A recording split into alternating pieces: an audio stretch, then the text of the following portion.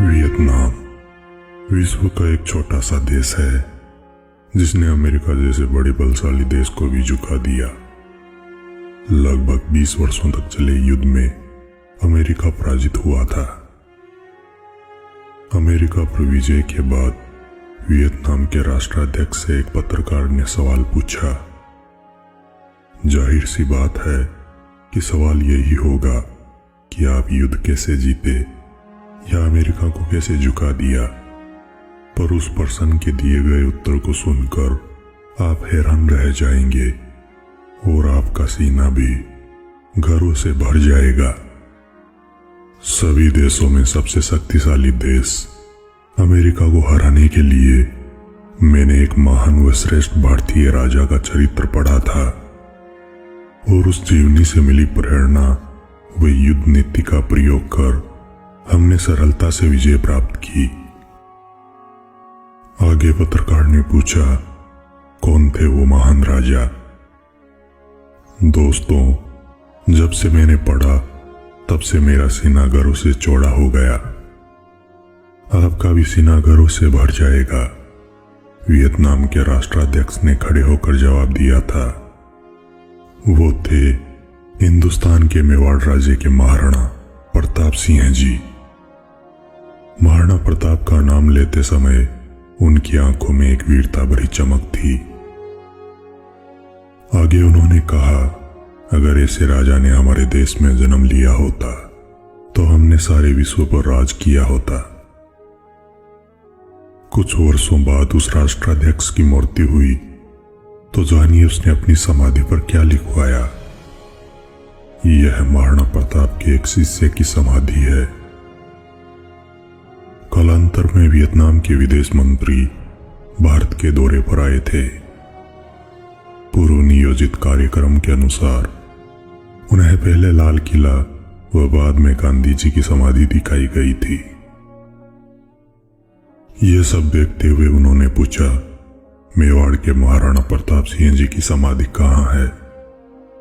तब भारत सरकार के अधिकारी चकित रह गए और उन्होंने वहां उदयपुर का उल्लेख किया।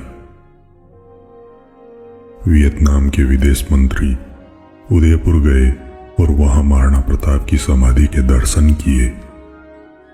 समाधि के दर्शन करने के बाद उन्होंने समाधि के पास की मिट्टी उठाई और अपने बैग में भर लिया। उन विदेश मंत्री महोदय ने कहा, यह मिट्टी सूरवीरों की है। इस मिट्टी में एक महान राजा ने जन्म लिया। यह मिट्टी मैं अपने देश की मिट्टी में मिला दूंगा ताकि मेरे देश में भी ऐसे ही वीर पैदा हो। मेरा यह राजा केवल भारत का गौरव न होकर संपूर्ण विश्व का गौरव होना चाहिए। महाराणा प्रताप के गौरव को आज हम भारतीयों ने ही बुला दिया है, लेकिन माल्टा जैसे देश ने उनके नाम पर चांदी के सिक्के जारी किए थे। अमेरिका के राष्ट्रपति अब्राहम लिंकन की मां ने उनके प्रस्तावित भारतीय दौरे पर उनसे मेवाड़ की मिट्टी लाने का जिक्र किया था।